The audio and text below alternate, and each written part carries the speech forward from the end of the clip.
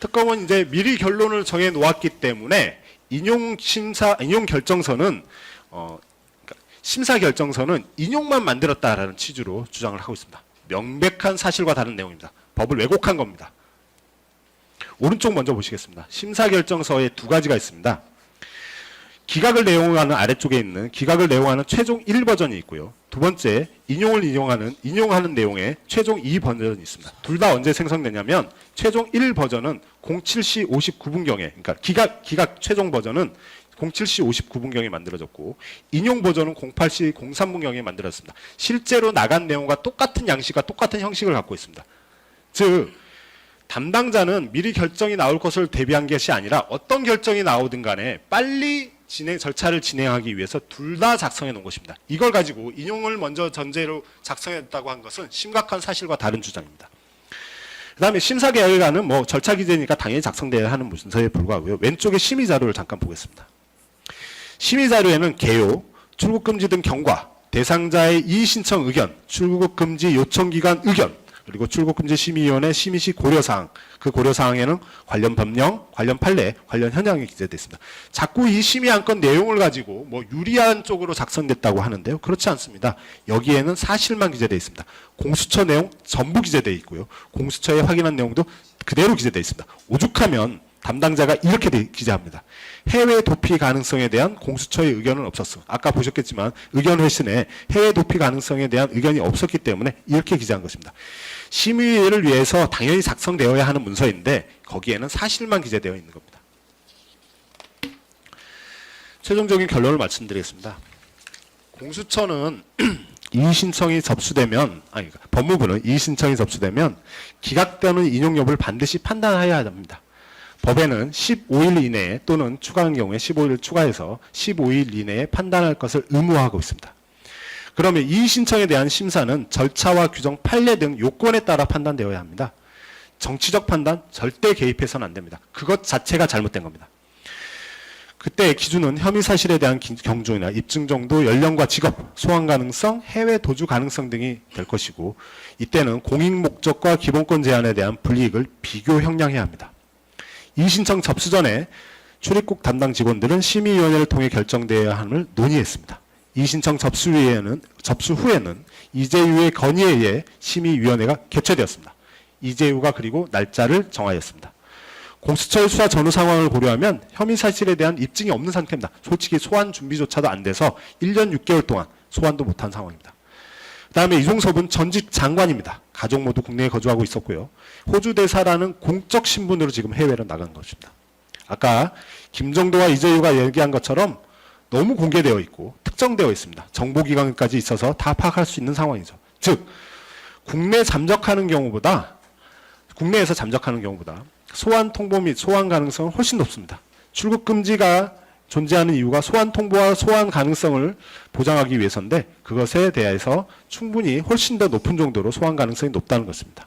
그리고 아까 말씀드렸지만 일국의 대사로 공무를 위해서 출국하는 점을 고려를 하면 특검에서 주장하는 해외 도주 가능성은 비현실적 주장이라고 생각됩니다. 조사가 필요하다. 그럴 수 있습니다. 중간에 조사가 필요한데 만약에 조금 늦어지거나 이러면 서면 이메일 조사 언제든지 가능합니다. 또 소환 조사가 필요한 단계에 이르면 아까 말했지만 언제든 소환 가능합니다. 즉 요건은 출국 금지로 달성하려는 공익 목적에 비해서 그 불이익이 정말 압도적으로 큰 사안입니다. 아까 인용된 다른 사안에 비해서도 불이익이 압도적으로 크고 비교 형량을 하면 훨씬 더 출국 금지를 해제할 필요성이 높은 사안입니다. 공수처 회신 자료에 비해서도 그렇죠. 심의원들 모두 출국금지 유지 필요성을 독립적으로 요건과 절차에 따라 심사 의결했다고 진술하고 있습니다. 그것과 다른 증거는 아무것도 없습니다. 특히 이 과정에서 심의원들 모두 대부분 공수처의 부실한 의견 내신이 자신들의 판단에 큰 영향을 미쳤음을 심의위원회 때도 얘기하고 있습니다. 이의 신청 접수 및 심의 결정 과정까지 절차 및 요건에서 위법사항이 전혀 없습니다. 오히려 결과론적이기는 하지만 위법한 출국금지 연장에 대한 시정이 이루어졌습니다. 판단이 의무화되어 있습니다. 판단이 의무화되어 있는 행정행위, 즉 심사 결정에, 그러니까 이의 신청에 대한 심사 결정이 적법하게 이루어졌습니다. 그렇게 적법하게 이루어진 이상, 뭐 특검이 주장하는 범인 도피나 직권남용 이런 다른 위법을 인정할 수는 없는 것입니다. 마지막으로 공소 사실이 입증되지 않았습니다. 피고인 심인정에 대한 범인 도피 및 직권남용은 모두 무죄임이 명백하다고 보여집니다. 재판장님께서 잘 살피셔서 피고인 심우정에 대해서 무죄를 선고해 주시기 바랍니다. 이상 마치도록 하겠습니다. 예, 심우정 피고인 최후 진술하시죠. 네, 존경하는 재판장님과 두 분 배석 판사님, 그동안 장기간 충실히 심리해 주셔서 정말 감사드립니다. 제가 생각한 바를 짧게 말씀드리겠습니다. 잘못이 있다면 누구나 법정의 피고인으로 설 수 있고 또 법의 심판을 받아야 합니다. 법 앞에 예외는 없습니다. 그러나 형사사법은 국민의 기본권과 직결되기에 더욱 신중히 운영되어야 합니다. 적법 절차에 따른 과정을 거쳐서 오로지 또 증거와 법리에 의해서 결론이 내려져야 합니다. 저는 법률가이고 26년간 검사로 일했습니다.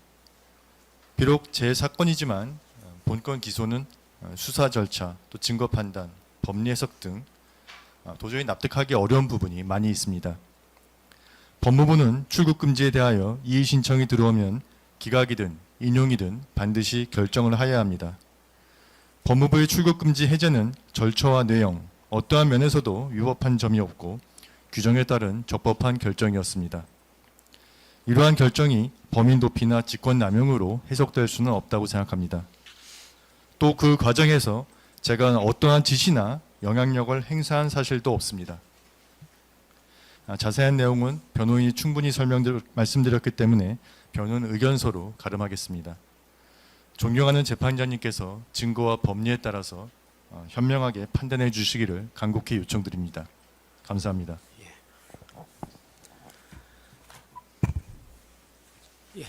변론 종결하겠습니다.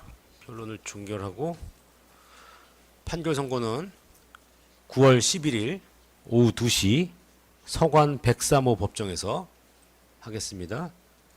9월 11일 오후 2시. 그동안 재판 받으시느라 고생 많으셨습니다. 오늘 마치겠습니다.